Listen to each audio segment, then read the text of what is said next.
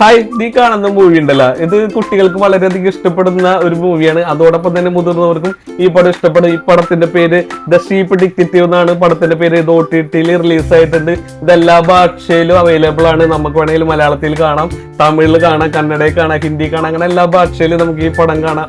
ഇതിൽ അഭിനയിച്ചിട്ടുള്ളത് Hugh Jackman എന്ന് പറഞ്ഞ നടനാണ് ഇതിൽ അഭിനയിച്ചിട്ടുള്ളത്.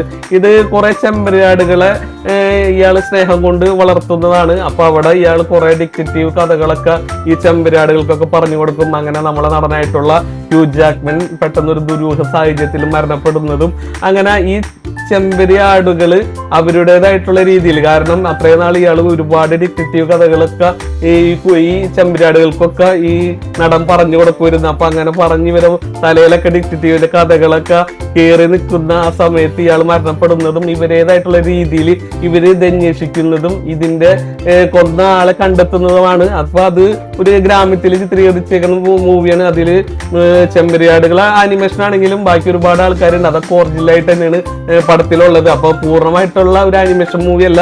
ഈ ആടുകളൊക്കെ ആനിമേറ്റ് ചെയ്തിട്ടുണ്ടെങ്കിലും അത് നമുക്ക് കണ്ടിട്ടുണ്ടെങ്കിൽ ഒരു ആനിമേഷൻ മൂവിയാണെന്ന് നമുക്ക് ഒരിക്കലും തോന്നില്ല. കാരണം അത്ര ഒറിജിനാലിറ്റിയാണ് ഈ പടം ചെയ്തിട്ടുള്ളത്. സത്യം പറഞ്ഞിട്ടുണ്ടെങ്കിൽ കുട്ടികൾക്ക് കാണാൻ പറ്റിയത് നല്ല ഒരു രസം. എന്താ പറയുക, ഈ കഥ ഈ കൊലയാളികളെ അന്വേഷിച്ച് പോകുന്ന ആ രീതിയൊക്കെ കാണുമ്പോൾ പല രീതിയിലും കോമഡി രീതിയിലൊക്കെയാണ് ചിത്രീകരിച്ചിട്ടുണ്ടെങ്കിലും ഇതിലൊരു യാഥാർത്ഥ്യത്തിൽ ഇതിലൊരു ഡിറ്റക്റ്റീവ് സ്വഭാവം പൂർണ്ണമായിട്ട് കൊണ്ടുവന്നിട്ടുണ്ട്. ഇത് നമുക്കൊരു ത്രില്ലിങ്ങോട് കൂടി കണ്ടിരിക്കാൻ പറ്റിയിട്ടുള്ള ഒരു അടിപൊളി മൂവിയാണ്.